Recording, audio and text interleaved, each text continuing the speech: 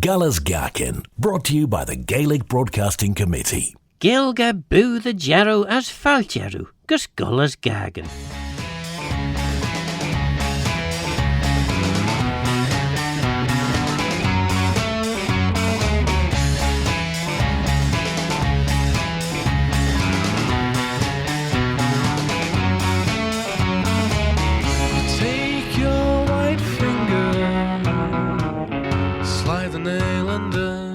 Top and bottom buttons off my blazer.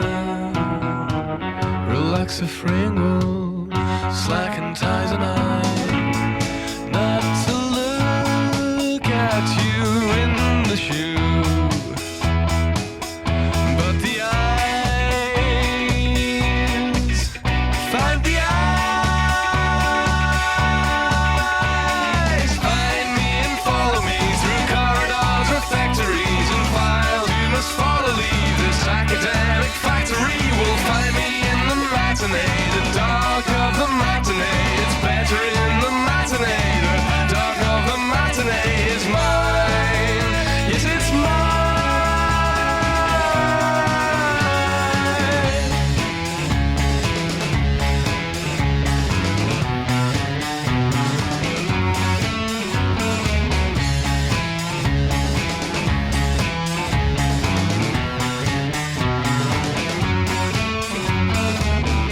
Time every journey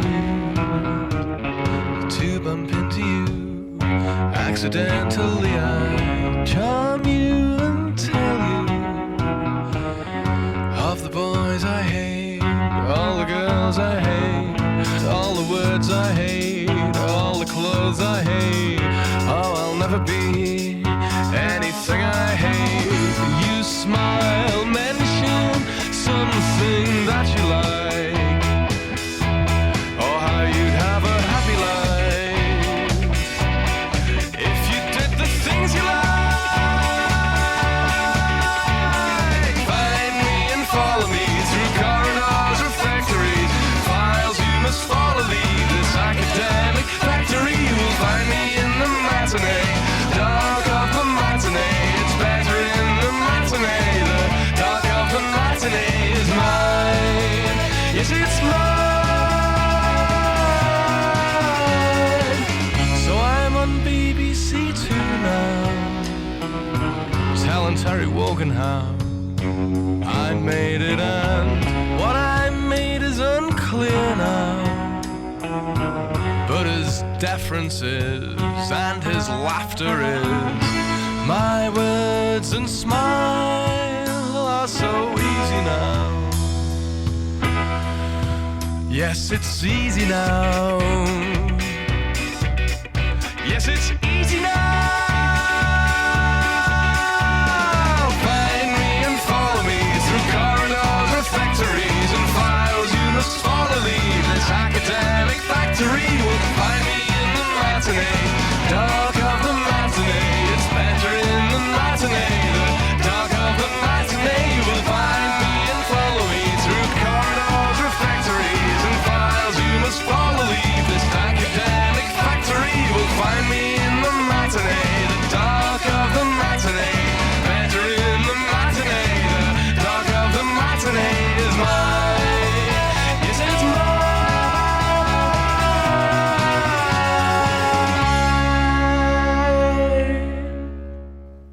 And what a great way to set the programme off. Franz Ferdinand there with Matinee. Well, on this week's programme we're going to hear from, well, an interview that I did with the Radio Failte people, the Welcome Radio people from Belfast. This is an Irish language radio station, and I actually did the interview back in July when they were over for Yn Chruinnaght.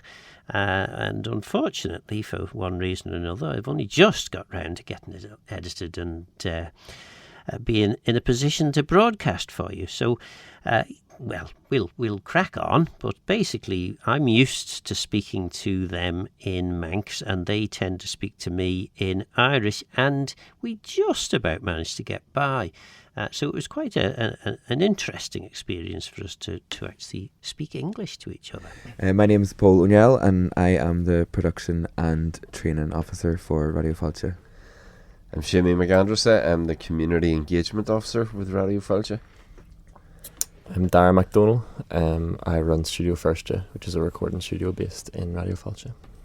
I'm Jack McKeever, and I'm the principal news and current affairs journalist. Well, Yindasach, marvellous. It's unusual for us to be speaking in English, but bearing in mind most of our listeners probably don't speak Irish, and not that many of them speak Manx. We'll have to revert to English on this occasion, but well, first question I suppose is what are you doing on the Isle of Man? Because you were on the programme with me. When would that have been? About 2 years ago? 2 years ago, yeah. I was but, here 2 years ago. Yeah, but I mean we're kind of recording this bit because it's you're over for Yn Chruinnaght. Yeah. But any other reasons why you're here? Well, we are here as this is part of a project called Gaeilge, which is a project funded by Fórsa na Gaeilge, the Irish language funding body, All Ireland body, and the project is kind of following Gaeilge's journey through these islands. So we've been to various parts of Ireland, and specifically in Donegal and in Derry and places like that. And we've also visited Scotland, and we've visited the Isle of Man. This is our second time here. And what we've done is we've organised a series of mini conferences where people, the language community in each of those areas, have a chance to talk about the work that they're doing. And it's about cooperation and about the sharing, the mixed, the different aspects of the same language that we all have, whether it's Gaelic, Irish or Scots Gaelic. So we came over this time. The last time we were here, I think we just missed La Gaeilge. Just literally by a day or two. The dates just didn't quite match up. But this year, we knew Yn Chruinnaght was coming, and we wanted to be part of it, and we wanted to, I suppose, strengthen the connection with the people that we've met here on the island, and we wanted to experience some of the activities and some of the events in Yn Chruinnaght. She keeps a Moet Chandon in a pretty cabinet. Let them eat cake, she says, just like Marie Antoinette. Building a remedy for Khrushchev and Kennedy. At any time, an invitation you can't decline. Caviar and cigarettes, well versed in etiquette, extraordinarily nice. She's a killer queen, gunpowder and gelatine. Dynamite with a laser beam, guaranteed to blow your mind. Recommended at the price, insatiable and appetite. Wanna try?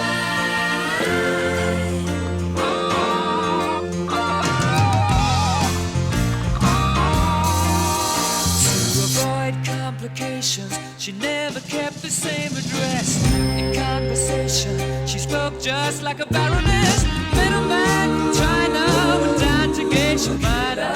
Then again, incidentally, me that way. Perfume came naturally from Paris, because she couldn't care less, fastidious and precise. She's a killer queen, gunpowder gelatine, dynamite with a laser beam, guaranteed to blow your mind.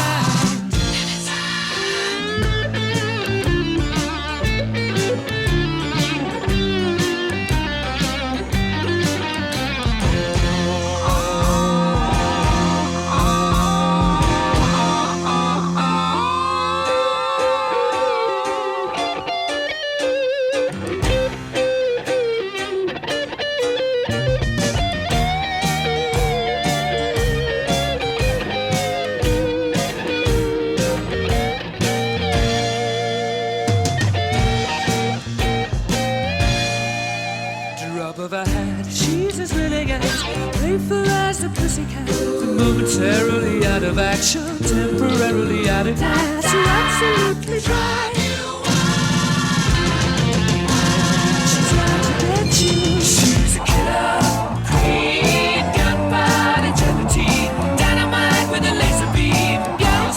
to blow your mind. Recommended at the price, insatiable and appetite. Wanna try?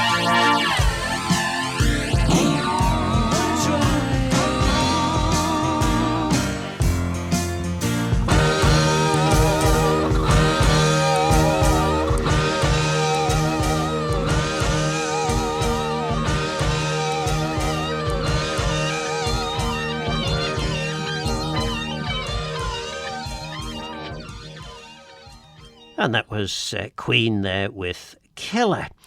Well, we're not planning to do any killing here, but we are going to continue our Radio Failte interview, which I recorded, as I say, back at Yn Chruinnaght this year. And you were broadcasting live from the Centenary Centre in Peel earlier in the week, and I heard you saying, I didn't realise Colm Killia was associated with the Isle of Man in any way, so it was great to that that's discovered. And we hadn't actually made that connection, and as it turned out, the funders hadn't really thought about it either, because when they first gave us the funding for the Colm Killia project, it was specifically for work between Ireland and Scotland. And it was only when we started looking into it a bit deeper, we realised there's a lot of Colm Killia on the Isle of Man as well. And Killia. No. And we went back to the funders and said, look, we see another strand to this now. We see another connection. And they were going, oh, yeah, it's great, brilliant. And they were happy enough to fund that. And it's been great to actually bring the people. We held a conference in Belfast, and we brought representatives of the Gaelic community over and representatives from the Gaelic community to Belfast, and it was great to have all three dialects, and they are dialects of the same language, because we're able to communicate. Sometimes it's a bit maybe it's a bit faltering, a bit, we have to really be patient with each other, but I think we've found that that's exactly what we are. We're patient, and we're all keen to learn from each other, and we're very interested to find out where the languages overlap and merge. And I'm also we've been doing the same, analysing all of our conversations, where we go, well, we don't know that word, where does that come from? Yeah. And it's great for us, and especially maybe someone like Paul, who is a linguist, finds that more interesting because he can look into the connections there, and he's been having great fun speaking to different speakers. No, I mean, certainly as a Manx speaker, it's fascinating to listen to Irish and Scottish Gaelic speakers and understand, because our language has abbreviated and reduced to a very substantial extent, both in terms of spelling of words, pronunciation of words. So then when you actually find out where these different constructions have come from, and what could be two letters in Manx, maybe I don't know, 2 or 3 words in the other Gaelic languages, and then we're thinking, gosh, that's how that arrived. And Paul, I don't know. We had our first Manx lesson yesterday afternoon, first official Manx lesson. We've had a lot of unofficial Manx lessons while we've been here, but we're going to have another one today. But the thing that I noticed, and I was saying to people as well, is that it's excuse me, it's not quite like learning a language from the start for us. It's more like we've already got Irish, and then we know Manx is there, and we just need to learn the code to get from one to the other. And once you learn, like, that sound tends to change to this, and then that bit of grammar does this for us, and we're like, that's why those words are coming out in that order. And I find a huge difference in what I was able to understand after that 1-2 hour lesson we had just today, because that kind of code was broken down a bit for us. It's really interesting. Just clicked in my head. Like, obviously we've been hearing and you understand bits and pieces, but like they said in your first lesson, and we done like adjectives, but then we moved on to past and present tense, and it's very rare that you go to one class of a language and you're already doing the past and present tense. But it just clicks then, and I feel like it would be a lot if we just learn more vocabulary and the pronunciation, then it wouldn't take long to be able to have a full conversation. Not that we can still obviously communicate, but a sort of mutually intelligible conversation. A couple of bits of music now for you. We've got The Cause with Summer. I think it's Summer anyway. And then let's have a look. What does it say here? Can I find it? Summer. Yes, it just says Summer. So I think that might be wishful thinking now, but we'll stick with it. So that's The Cause, and then we'll hear from Joan Armour Trading, Love and Affection. Everyone's changing, I stay the same. I'm the solo cello outside a chorus. I've got a secret, it's time for me to tell it. You've been keeping me warm. To sweet beginnings and bitter endings. In Coffee City, we borrowed heaven. Don't give it back, I've never felt so wanted. Are you taking me home? You tell me you have to go. Mejida, summer sunshine, I miss you like nobody else in the heat of summer sunshine. I'll kiss you, and nobody needs to know. Now that you've left me, there's no returning. I keep comparing, you're always winning. I try to be strong, but you'll never be more wanted. Will you make me at home? Don't tell me you have to go. Mejida, summer sunshine, I miss you like nobody else in the heat of summer sunshine. I kiss you, and nobody needs to know.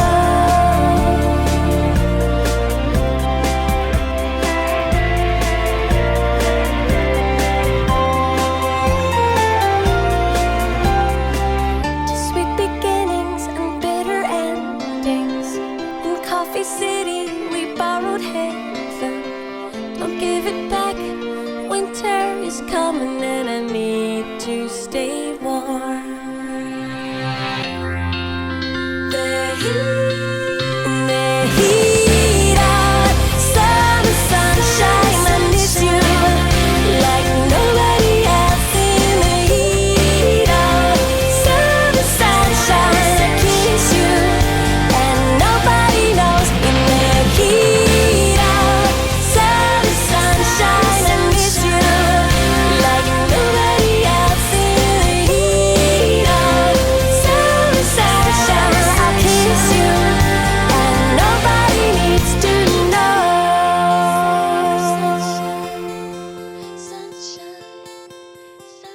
Guller's Gaccan, brought to you by the Gaelic Broadcasting Committee. I am not in love, but I'm open to persuasion. East or west, where's the best for romancing with a friend? I can smile, but with a lover I could hold my head back. I could really laugh, really laugh. Thank you. You took me dancing across the floor, cheek to cheek. But with a lover I could really move, really move.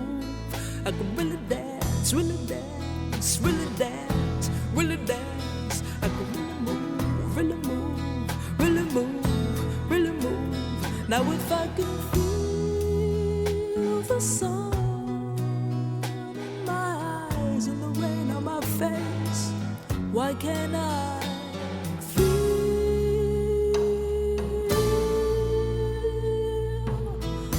love? Really love, really love, really love, really love, really love,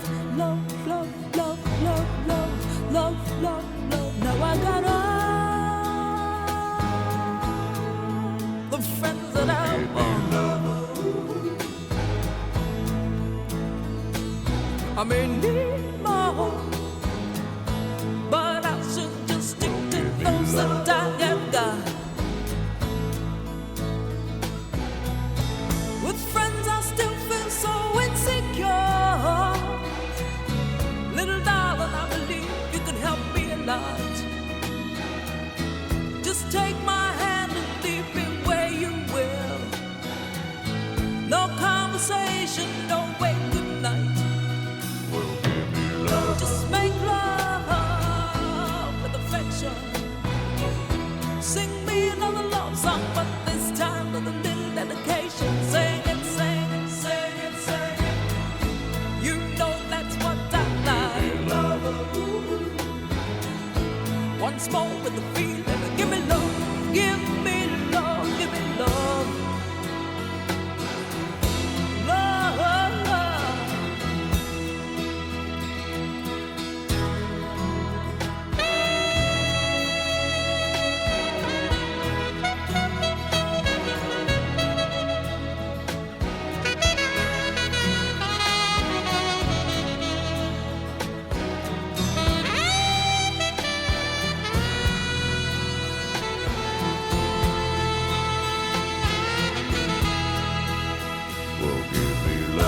Make love with affection. Sing me another love song, but this time with a little dedication. Sing it, sing it, sing it, sing it. You know that's what I like. Once more with a feeling. Sing me another love song, but this time with a little dedication. Sing it, sing it, sing it, sing it. You know that's what I like. With affection,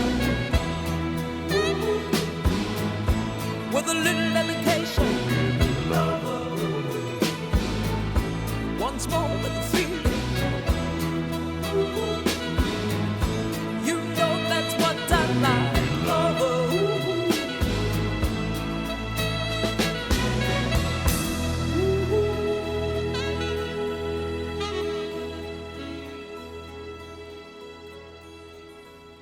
A cracking piece of music that. Love and Affection, Joan Armour Trading.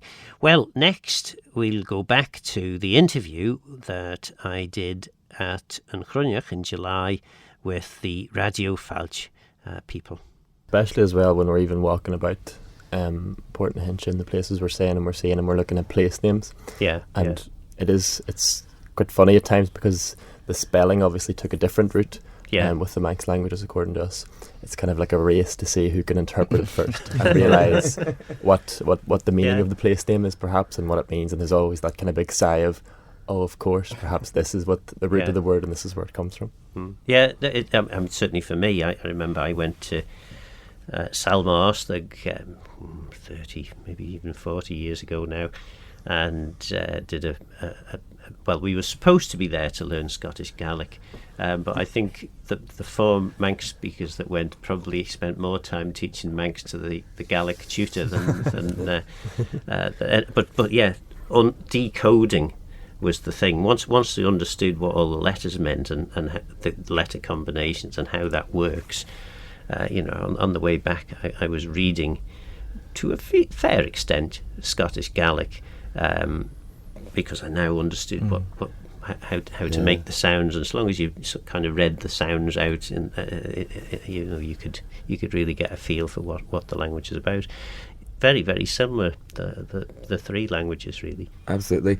I was saying, in Ireland we have sort of three main dialects, arguably a fourth kind of nascent dialect coming out of the east, but we've three recognised main dialects, and we were saying yesterday that it was points when we were able to speak to people speak to Manx speakers, and it was nearly like speaking to someone who speaks one of the other dialects. We can struggle enough at times speaking to people from different parts of our own island, and then having someone speak very clear, understandable Manx was almost like a strange cousin, perhaps. Yeah. Well, when we were here 2 years ago, myself and one of my colleagues, we did the live show, 2-hour show, and the guests said it was easier to understand him, and he's from Cork, so it's a Munster accent, and we've found this time that a lot of Manx, a lot of Gaeilge, is very similar to Munster Irish. I've often said that I find it easier to understand people from Cork if they speak Irish than if they speak English, because It's the same It for says me. more about their English, I think, sometimes. I've said that more than once in my life. Yeah. But we also, that time we were here, we'll listen to some of the old recordings of some of the old speakers on the island, and it's very like Ulster Irish. So it's almost as if it's changed within a generation, 2 generations, from sounding like Ulster Irish to sounding like Munster Irish. But I don't know how that's possible. Even it's interesting. I'm certainly when I've heard some of those recordings of Ulster Irish and there's different counties that you can get. Was it Down Irish? I think seemed the closest from what I could hear. And it sounded incredibly like Manx, apart from a few words that were dropped in here and there. But that makes sense because it's the county you can see from the island. You're looking across the county down. So geographically, it's the closest county. But and interesting as well the way languages develop.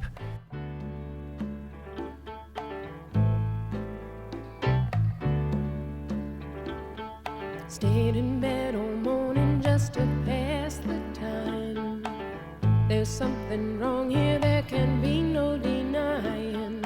One of us is changing, or maybe we've just stopped trying. And it's too late, baby, now it's too late. Though we really did try to make it. Something inside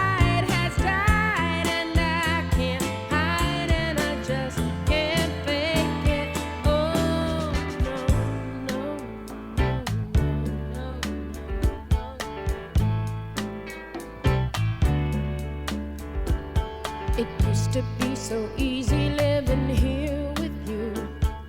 You were light and breezy and I knew just what to do. Now you look so unhappy and I feel like a fool.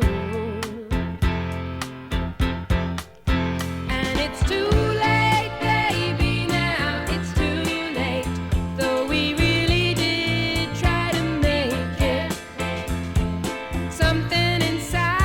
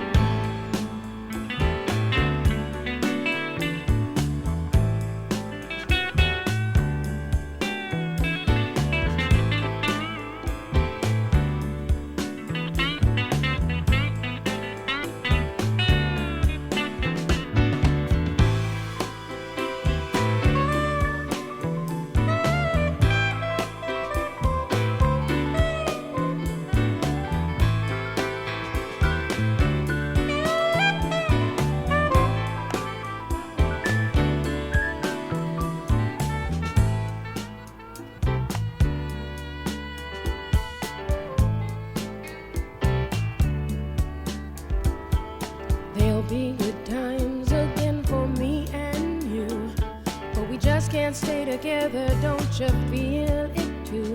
Still, I'm glad for what we had and how I once loved you. But it's too late, baby, now it's too late. Though we really did try to make it. Something inside has died and I can't hide and I just can't fake it. Oh, no, no, no, no, no.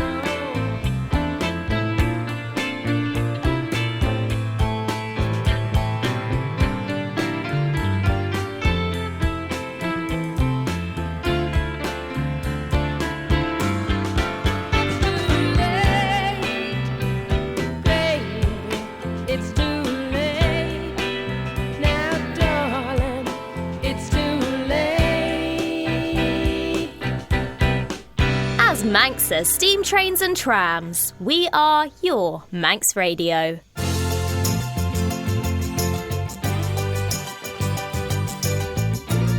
Galas Gaccan, brought to you by the Gaelic Broadcasting Committee.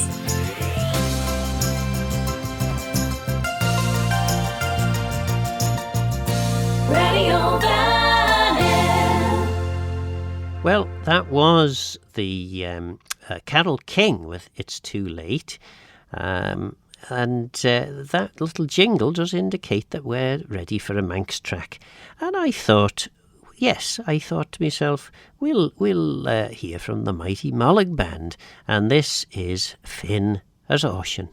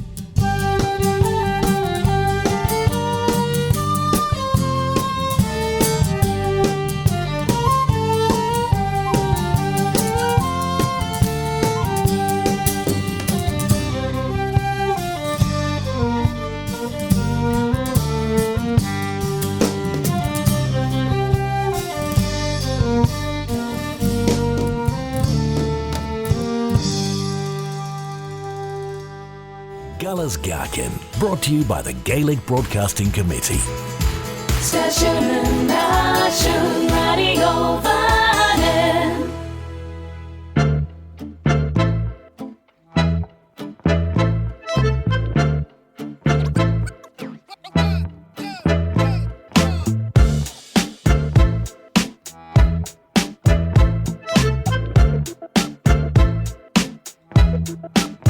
I took the perfect avenue down the road to both of you. Did I go Dutch? This is too much. With all the money in the world, you could never buy this girl quite enough. It will be tough. If romancing me with neons is something you should do, make the letters bright and luminous and blue, and get me waking up, shaking up, tying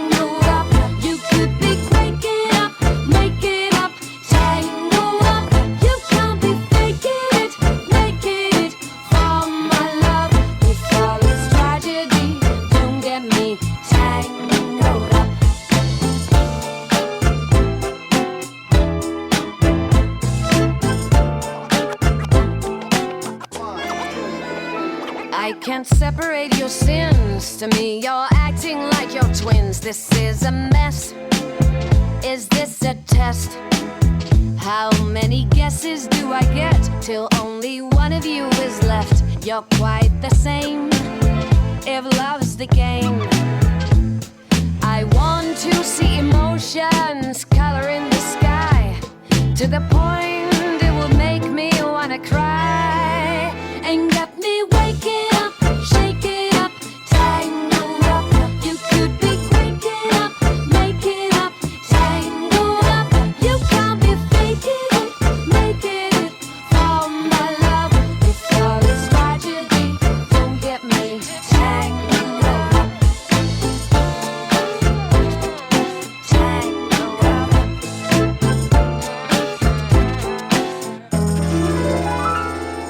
Treating girls like a yo-yo is a no-no of a monumental kind. If playing with your string happens to be your thing, it's easy to say to both, oh, never mind. And get me waking up, shake it up, tangled up. You could be waking up, making up, tangled up. You can't be faking it, making it for my love. Because it's tragedy, don't get me tangled up.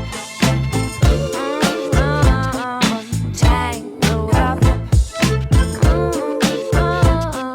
Tangled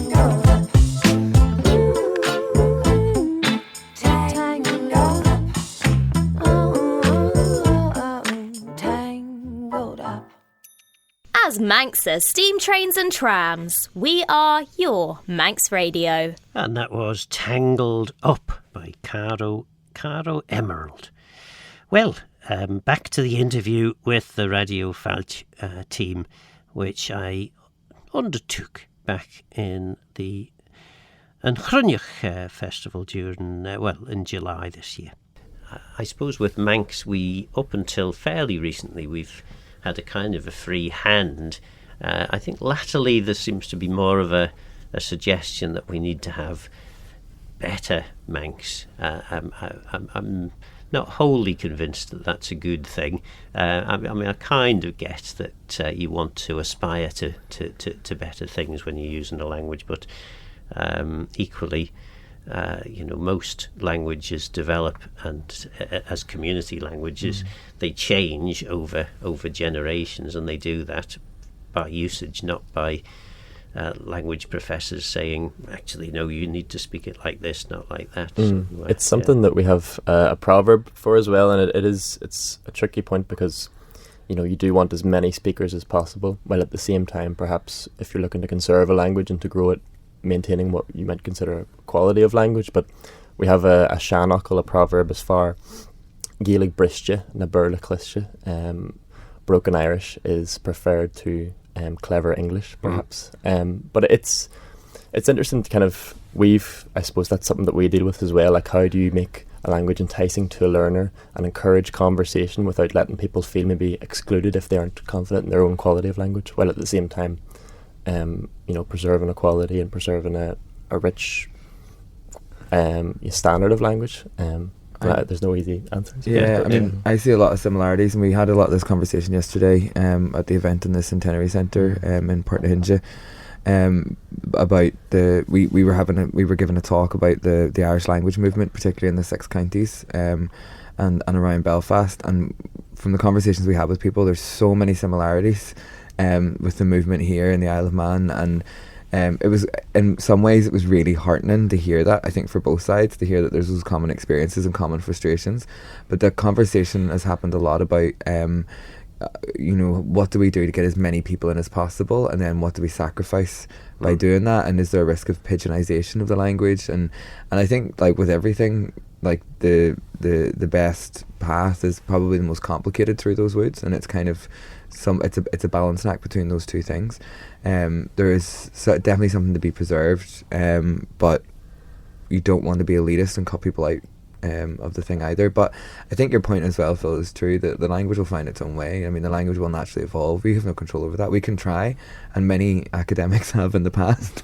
Many very well-meaning policymakers have in the past tried to take the reins on language and tell it what to do, and language is an organic entity. It will find its own way to grow and develop anyway, so it's kind of out of our control, which is a relaxing and kind of beautiful thing and to actually, realise. certainly for Manx, that's a really good thing, because for much of the latter part of the 20th century, it couldn't have done that really, because there weren't enough speakers. You know, the speakers were the fluent speakers you could probably count on the fingers of two hands at one point back in the 60s, certainly.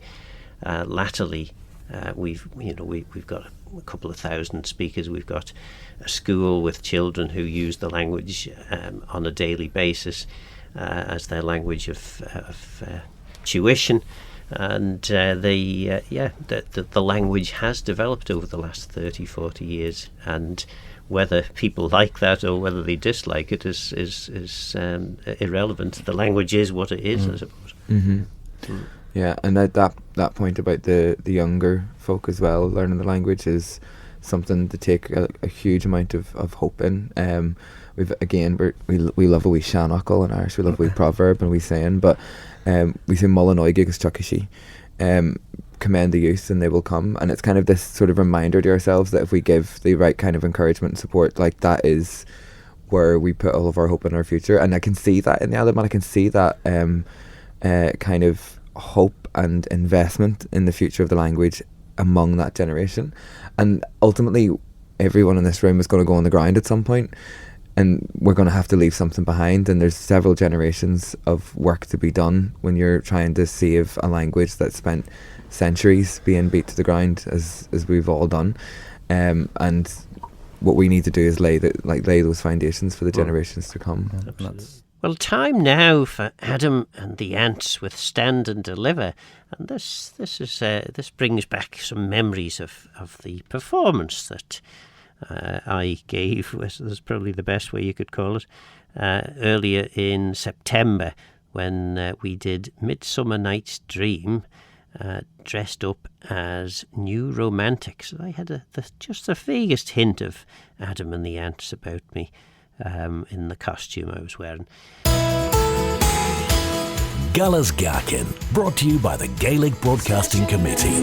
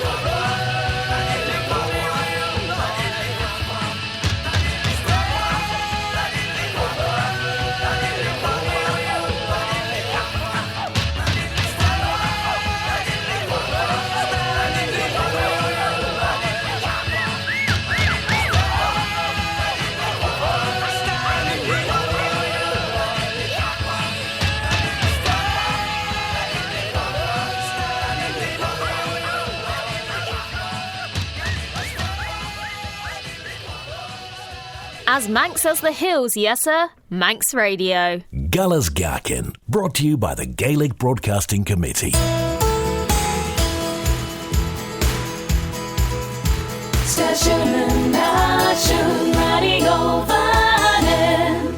Adam and the Ants there with Stand and Deliver. Well, back now to the Radio Failte interview that I did earlier in the summer. Like when you look at like part of the talk yesterday, Shamie was mentioning the beginning of the schools, and you see that with 7 pupils, 9 pupils, and then you look at the sector now, that's one of the fastest growing education sectors. Like Failte, the secondary school in Belfast, started with 9 pupils, and it's at around 900 now. It's over 1,000. It's the biggest secondary Irish medium secondary school in Ireland. I think I was probably there when it had 9 pupils as well. Many years ago. Yeah. And that, like, you look at that and you just see it growing and growing, and you sort of have to think, you know, what's next, and as Paul said, what comes after, and it's just amazing seeing that growth, and looking forward to what comes next. And I'm intrigued because you're the news reporter. How do you do that? Because well, there will be stories, I guess, that you want to cover where the people that you would want to interview don't speak Irish. Yeah, it's interesting. You think there would be a lot of problems with that. I don't know if I've just trained my brain to not think about it, but you'd be surprised the amount of people that have knowledge even on a subject area, and you can interview them, like, and with the help of Zoom and phones these days, you can interview anybody. So, like, we've talked to speakers who live in Catalonia when the elections are on there, speakers in France when something's happened there. There's Irish speakers all over the world, in the States and Canada, and, you know, even people that are working for the UN that might be in places that are in crises. And I think, you know, with the development of the language and the amount of speakers that are there now, you know, maybe a few years ago when I was working, you might be struggling to fill space or to find something, but now, you know, as a sort of principal journalist, you have to make the decisions of what story are we covering, what story can't we cover, can we go to this event to cover it, or can we go here? And obviously we have a small team of 3 people in the news team, but as a community station, everybody lends a hand, and we have our volunteers, and it's very rare that we come across a story that we can find somebody who is willing to talk about it or has some sort of knowledge in it, and it's great for that. And you know, we have two live shows a day dealing with news and current affairs, and we certainly don't struggle for subject matter. And I suppose the longer you're doing it is the more you get to know who you can turn to for this, that and the other. That's it, yeah. And like, we're lucky that, you know, that there is that community feeling in the Irish language sector, and, you know, you get, you know, journalists that are working for RT and BBC that are getting paid for their time but are happy to talk to us for free, either because maybe they've worked with us before, or they understand the importance of what we do as a community radio station, and the relationships we have, not only with, you know, journalists who are unbelievable at their job, but with experts in their field, even with the community themselves, and you get access to these people, and they're happy to help in a way that if we were an English community station, you might not get. As Manx as chips, cheese and gravy. We are your Manx Radio. Well, that's almost us for the first hour. We're going to hear now from Lola. We're not going to hear from Lola. We're going to hear from the Kinks, but they're going to sing Lola.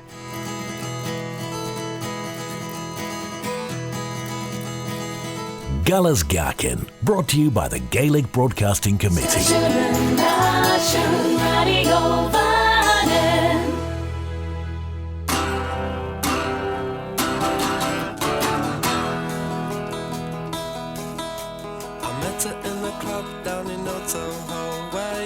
Champagne and it tastes just like cherry cola.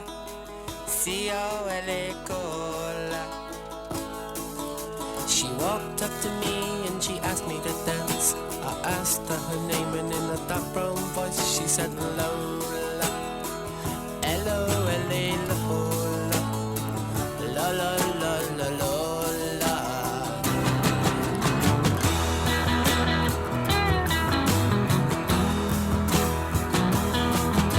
Well, I'm not the world's most physical guy, but when she squeezed me tight, she nearly broke my spine. Oh my Lola, la la la la la la.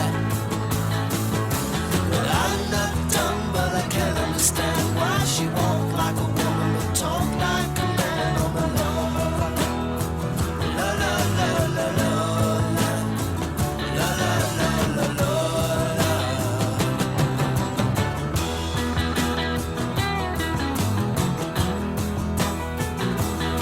Well, we drank champagne and danced all night under electric candlelight. She picked me up and sat me on her knee, said, "Dear boy, won't you come on to me?" Well, I'm not the world's most passionate guy, but when I looked in her eyes, well, I almost fell for my Lola. La la la la la la, la la la la la la.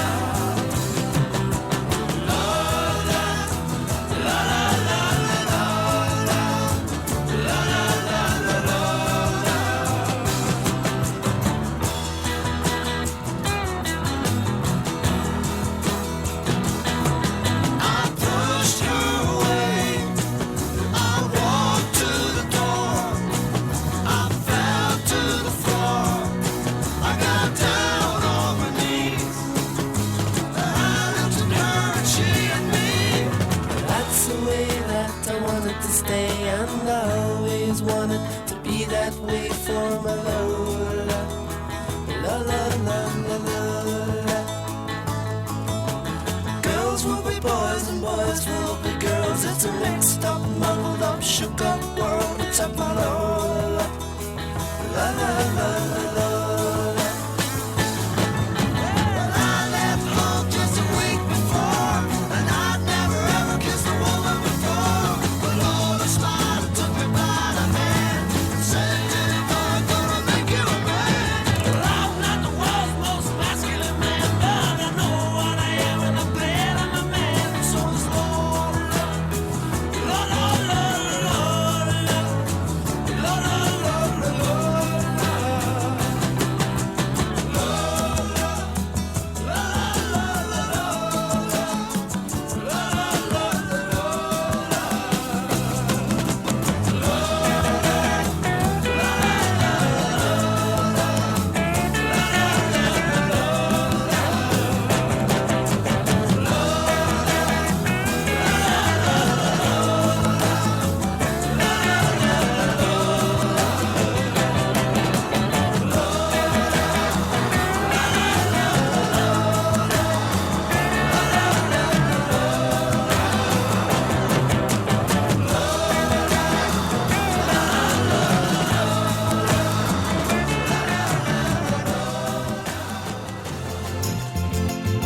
Galas Gaccan, brought to you by the Gaelic Broadcasting Committee.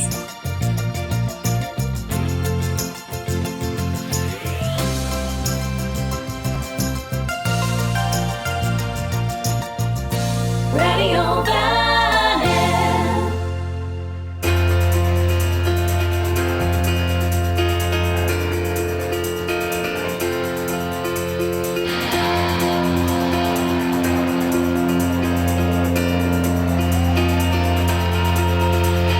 Hell is gone and heaven's here. There's nothing left for you to fear. Shake your ass, come over here. Now scream. I'm a burning effigy of everything I used to be. You're my rock of empathy, my dear. So come on, let me entertain you. Let me entertain you. Life's too short for you to die. So grab yourself an alibi. Heaven knows your mother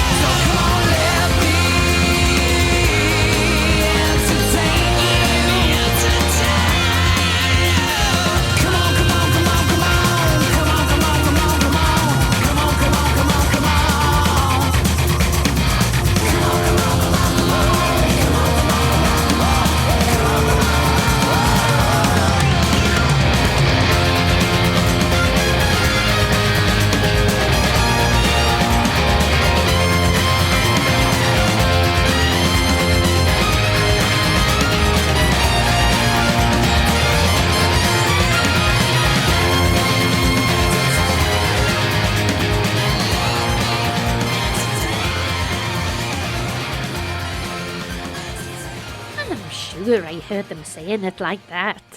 And that's nonsense. Never heard it like that at all.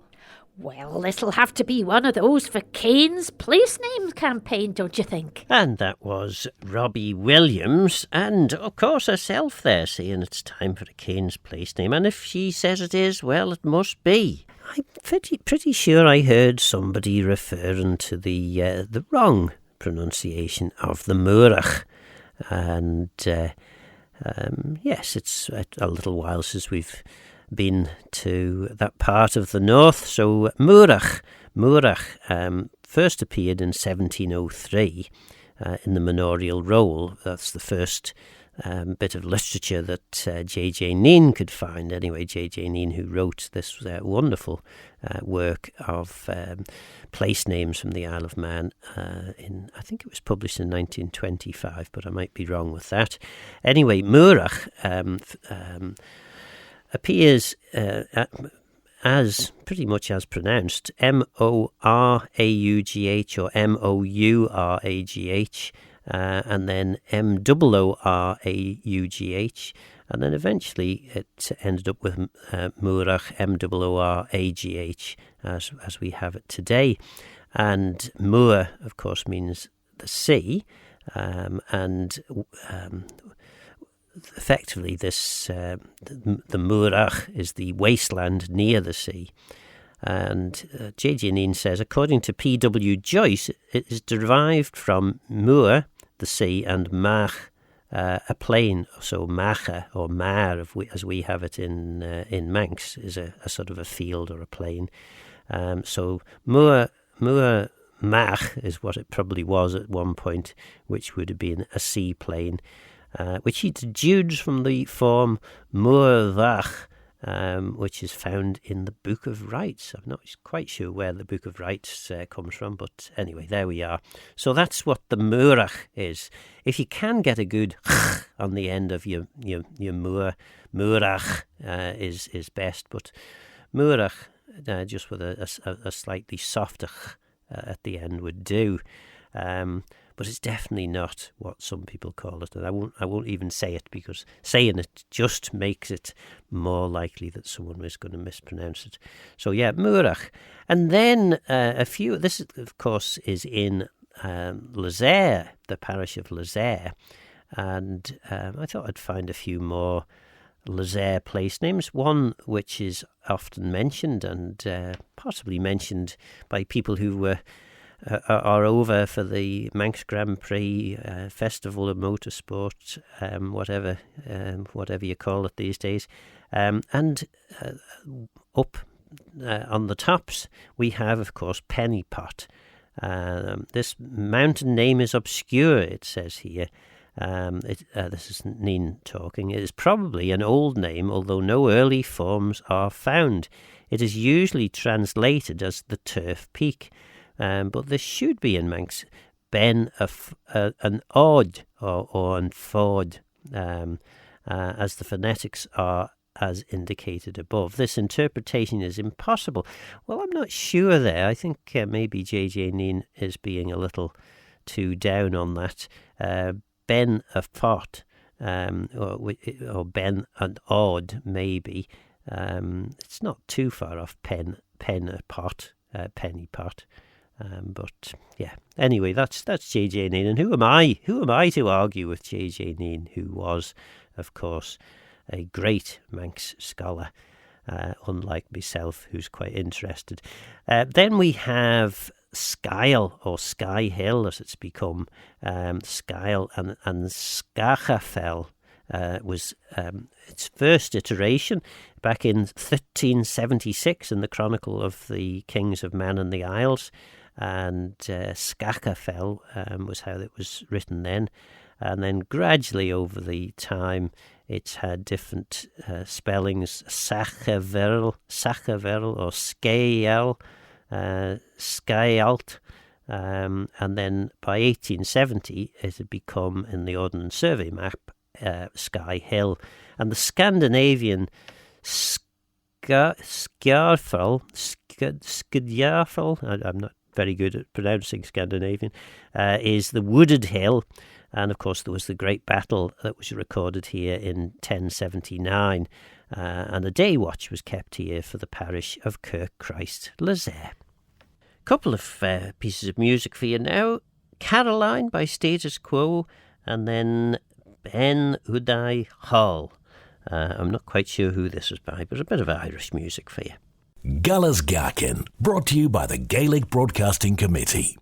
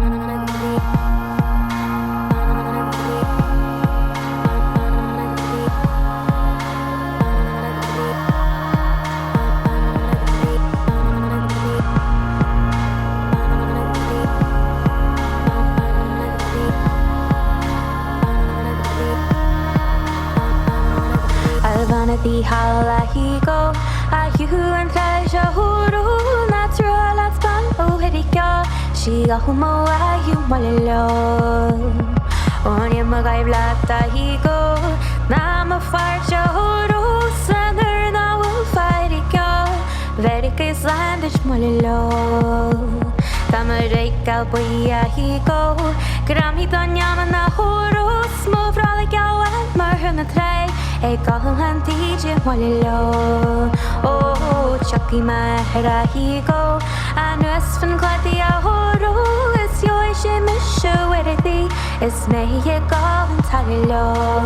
Ni hockey the head he go. And Westfin Claudia horo. Not Chucky my head. A 21 light. Excuse in the gassy molilo.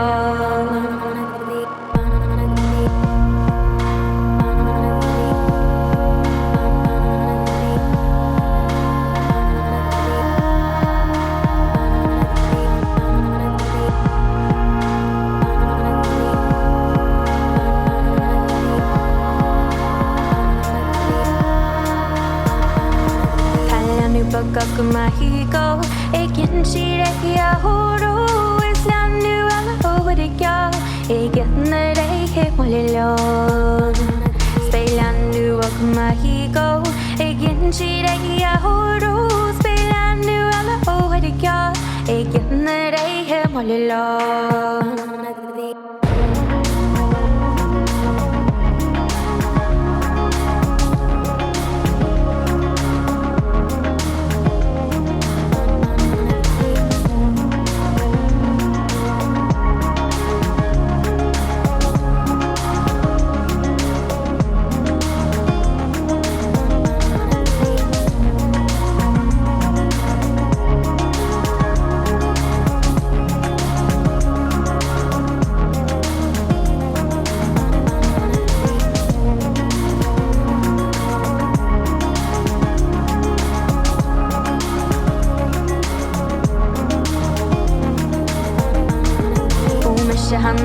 Hiko, Arahasutaja Horo, baby, he go over the Ghaelg. It's fun, Yaki Glanye Polilo. Tormo Vanata Hiko, and certain Wahara Horo, it's fun, Artala over the Ghaelg. Egarmo Glanye Polilo.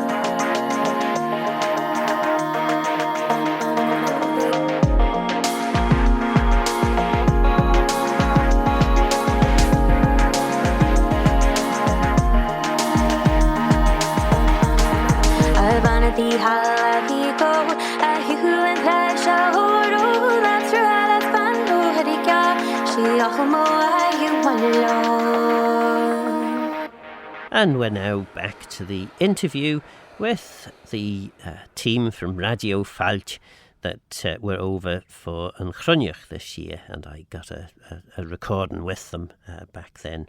In terms of the recording studio, how does that work? I mean, you've got this community recording station, which is or studio, which is separate. Is it separate from the radio station, or how does it work? Yes, so I suppose what what the backstory behind the recording studio was myself and another guy called Owen O'Neill. We were both working as technicians in the radio. And one thing... here 2 years ago on the show.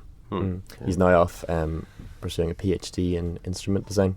But something that we realised about being able to work in a sector with a growing language and that has a community aspect, we were given a lot of freedom and trust to explore new ideas and to kind of push boundaries and see what new projects we could pursue. And one of those was setting up the recording studio. So while we were both working for the radio station, we started researching things like acoustics and setting up equipment that would then go on to be what we use in the recording studio. So currently I'm self-employed and I work out of the recording studio, and we describe it as a community recording studio because what we noticed with myself and Owen, we wanted to do everything through Irish, and we didn't see a reason why you shouldn't be able to do everything through Irish. And one thing we noticed was you weren't really in the north able to get a recording experience that was solely through Irish. Say if you were an artist that wanted to go in and record and you wanted to talk about what microphone you were going to use and the recording process and the editing, the mixing, the mastering process,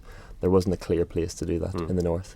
And another Shanachel, Na Habaré Jani, don't say it, do it. We thought, well, if that's not there and no one is doing it, we're going to be the ones to do it. So we just decided to research it ourselves and spent all of our spare time and energy at the radio station setting this up and getting it up and running. And now we have kind of a wide clientele. It ranges from everything from artists and bands coming in to record at a professional standard, podcasts, people wanting to do short stories, people wanting to film different things in the studio. And it all came about because myself and Owen thought, well, if no one else is going to do this, we are. And presumably that means you've got a very receptive management leadership at Radio Failte that basically say, if you know that you've got a good idea, you crack on and do it. I think, yes. I mean, historically, I think since we're so close to those generations, Shoya on the Shaw's Road that looked to, it's kind of like a rock and roll kind of type mindset of, well, if no one's going to do this, we're going to do it. Very punk. And they're not going to wait for anyone else to help us, since we're so close to those generations. And even in a lot of cases, we still work with generations that came through that mindset. When they see a young person coming through with drive and a desire to see something through, they're more than happy to give the necessary resources and encouragement to allow those kinds of people and young people to come through and execute those ideas, because I think they see a bit of themselves and they saw what can happen if people have drive and ideas and want to see them through. They can see the benefits of that.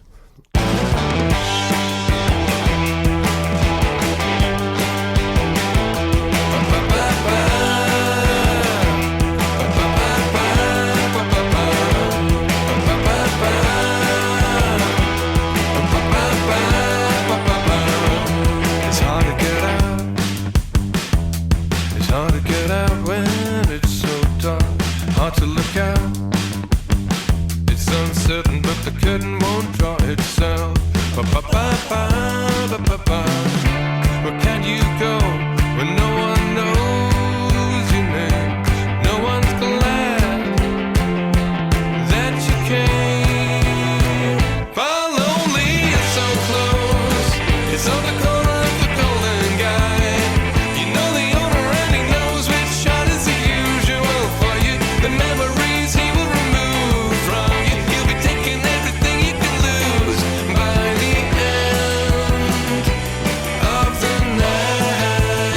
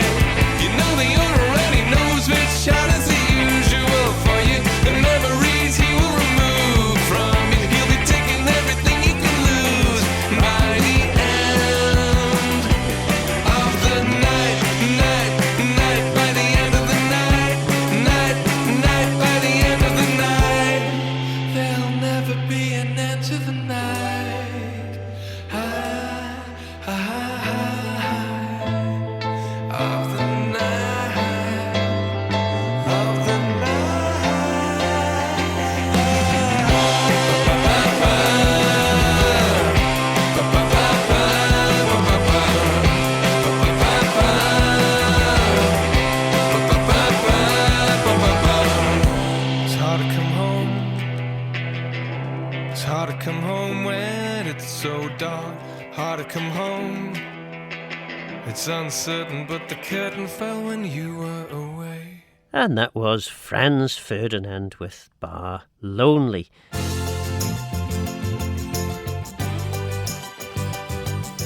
Guller's Gaccan, brought to you by the Gaelic Broadcasting Committee.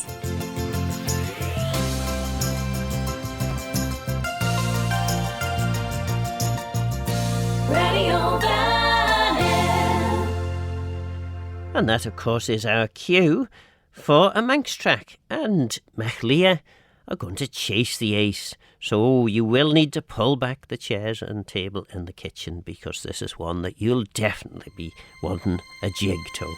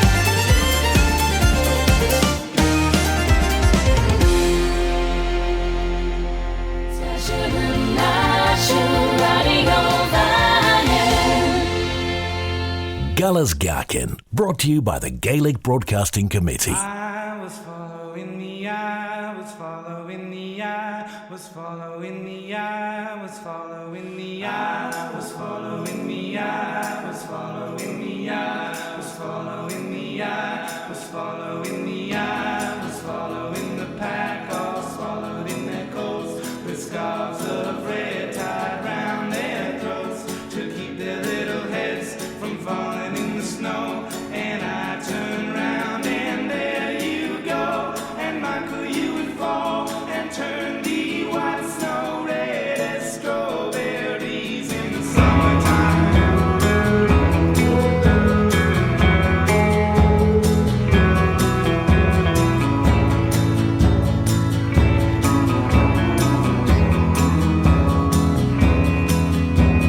I was following the pack, all swallowed in their coats, with scarves of red tied round their throats to keep their little heads from falling in the snow. And I turned round and there you go, and Michael, you would fall and turn the white snow red as strawberries in summertime.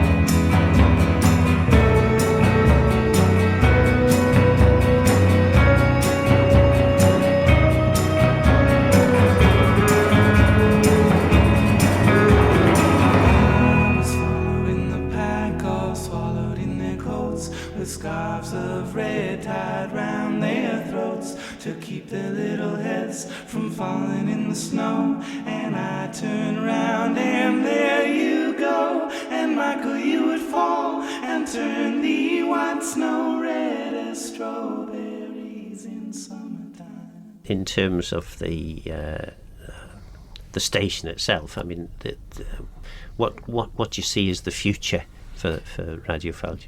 I think probably one of the biggest issues that we have. We are a community station, and we depend heavily on our volunteer broadcasters. The vast majority of our shows are produced by volunteers. I think we're constantly looking at how to entice more volunteers in through different projects, different events, and really, I think for the future of the station, it would be to see a steady kind of core group of broadcasters there. We have some people who are very, very dedicated, who will do anything for the show, and later at the beginning of August we'll be doing a 24-hour live broadcast, because we can't broadcast live all the time just due to numbers.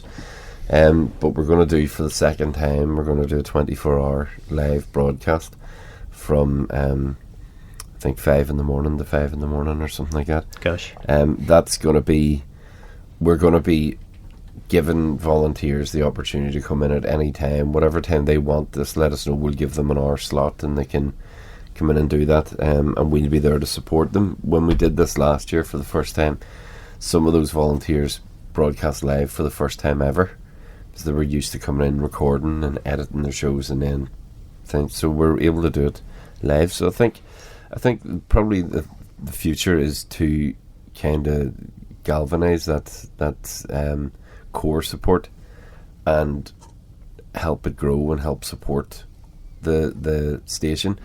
Ultimately as well, because of the licence that we have from Ofcom, we are a station broadcasting to a community of interest. That's the official tagline that we have, which is the Irish language community. But we are starting to work a bit more with the more multicultural, kind of the immigrant groups that are coming into the city. We've been doing some training with them so that they can record shows in their own indigenous languages, and that's something that we'd like to build on as well. But because of that community licence, we only broadcast within a 5-kilometre range on FM. We would like to expand that because we are the only Irish language radio station in the 6 counties. BBC have a little bit that they do every night, and then there's the state broadcaster in the south, and we can listen to that, but that's very much Gaeltacht based. Yeah. So we're the only station in the north that are broadcasting in Irish. So we would like to expand beyond Belfast. We are available online for anybody else, but to be able to broadcast on an FM band beyond Belfast would be great. So I think that would be a long-term plan, to be broadcasting across the whole of the 6 counties at some stage on the FM. Well, thanks all for coming in on this programme, and we'll no doubt see you again in the not too distant future. Maybe have some collaborations for the Year of the Manx Language. Gormaget. And that was the final bit of the interview that I did with the Radio Failte team, the Welcome Radio from Belfast, Failte, that came over to Yn Chruinnaght this year, and if you recall, appeared on Gull's Gaccan, a couple of years ago, I think it was. And of course, before that, we heard the White Winter Hymnal by the Fleet Foxes, one of my favourites. Next, we will hear from Sabrina Carpenter, who's singing Please, Please.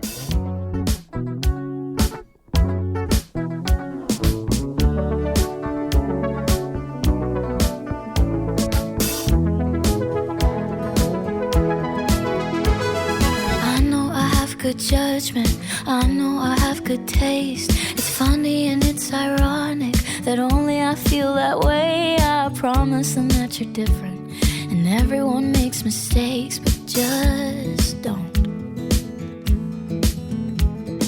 I heard that you're an actor, so act like a stand-up guy. Whatever devil's inside you, don't let him out tonight. I tell them it's just your culture, and everyone rolls their eyes. Yeah, I know. All I'm asking, baby, please, please, please, don't prove I'm right.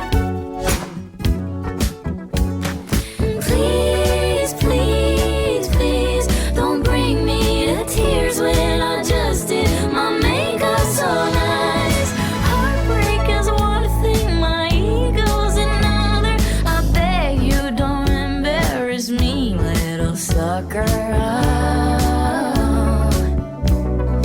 Please, please, please.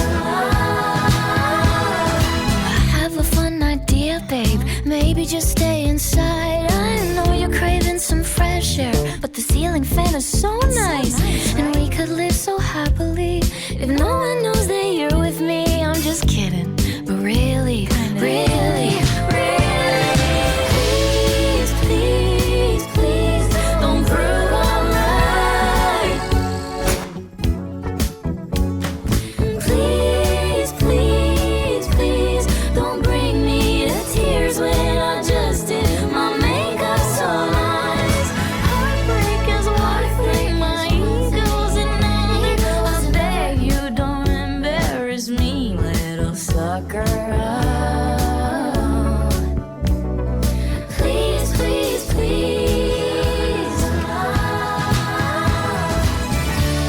If you wanna go and be stupid, don't do it in front of me. If you don't wanna cry to my music, don't make me hate you. So that was Sabrina Carpenter with Please, Please.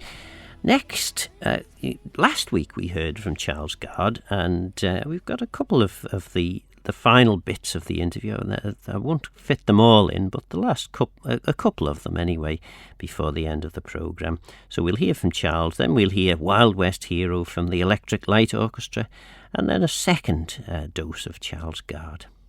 So we're now outside the entrance to what is now the House of Mannin, but it had a much longer use, that particularly this older parts of the building. Yes, yes, that's true. The House of Mannin built on the site of most of the old railway station, but where the cafe is and where the temporary exhibition is part of the old station itself. There's the Macomb exhibition on at the moment of photography, which is absolutely brilliant. They do have excellent exhibitions in there. That was the ladies' waiting room for the original station, and in the courtyard here where you enter the House of Mannin, there is a canopy with ironwork that was also part of the original station, so elements have been retained. I think if you go into the House of Mannin and go around the exhibitions, you come to the room with the crosses in. I'm told that where the crosses are standing below the screen is part of one of the old platforms that's still there. So there are some historic elements in it. Yes, I often thought, well, when I've been in, because we used to have frequent visits when the children were small, they enjoyed the whole way in which the heritage was presented, particularly huddled together in the roundhouse. But yes, that kind of the wonderful effect in the stones room, and it looks as though it's just a platform that's been made to put the stones on, but it's a platform, but it's not made specifically for that purpose. It was incorporated. One has to pay tribute to the late Ian Brown of Ellis Brown. He was an absolutely superb architect, and this whole concept, in conjunction with our old friend Stephen Harrison, produced the House of Mannin. And if you look at this building with its tower and its faux warehouses, it does look as though it's always been here. And it always struck me that when you go inside and you get up to the area where the kippers are, and there's the smell of oak smoking kippers, it's almost a replica of the street that you've just come in off. And I thought, well, there's some genius there in Stephen's idea that people will pay £5 to come in and see a replica of the street they've just left. If you can make that work, then good luck to you.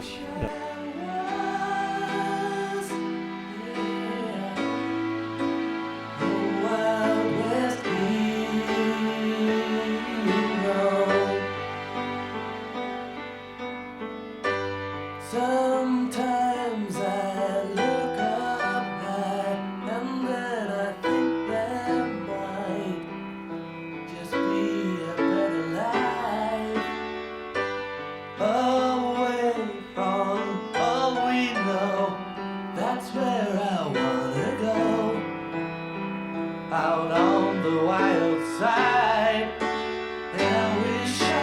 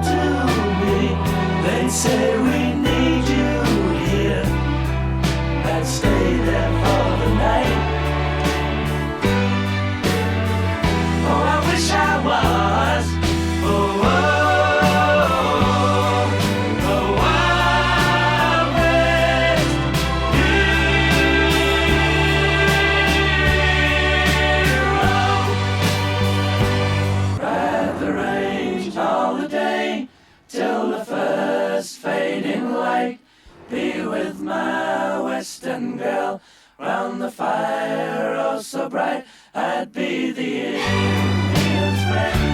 Let them live to be free, riding into the sunset. I wished I could be.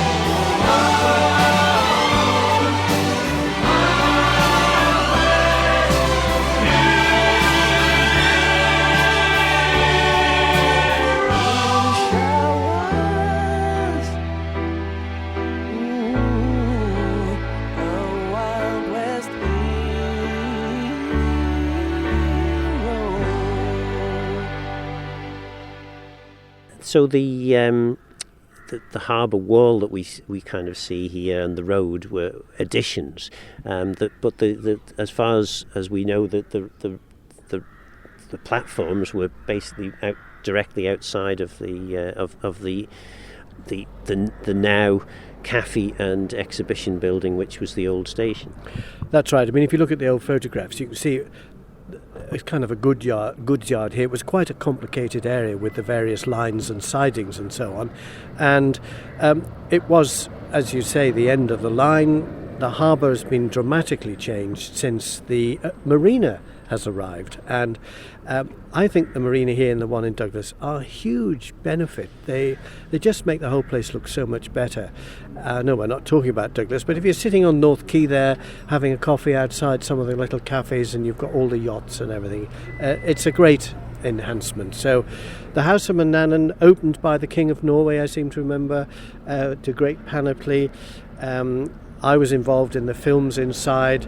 We had T.P. McKenna playing Mannin in the filming, and a lot of the galleries are still there. And of course, we can't forget Odin's Raven, which came in on July the 5th in 1979, having been rowed from Norway. That great epic adventure is now on display, and we can see the Viking statues outside here. It is... Well, it's not often that I get a chance to correct Charles Gard, the great Charles Gard, but I think it was actually Mary Robinson that opened the House of Mannin. I gave a talk a year ago, and I had a picture of the official opening, and Mary Robinson was there. It was a talk to some people in Ireland, so I'm fairly sure the President of Ireland wouldn't have come if there wasn't some significant reason for it to be there, and I didn't notice the King of Norway.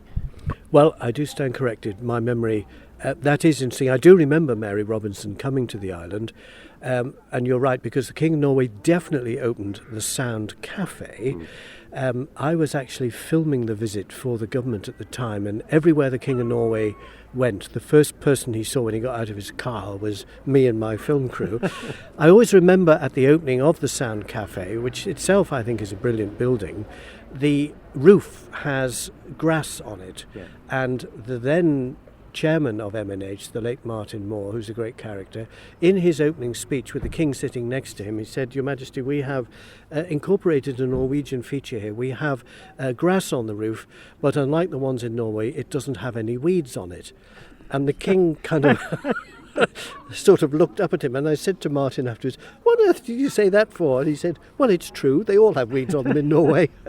I said, "I'm not sure the King appreciated that remark." But anyway, I stand corrected. It was Mary Robinson, if you say so. And that's almost the end of the interview that I did with Charles Gard. about a month ago, and we heard the first parts of the interview last week. Well, that's it. Bobby Bob up next.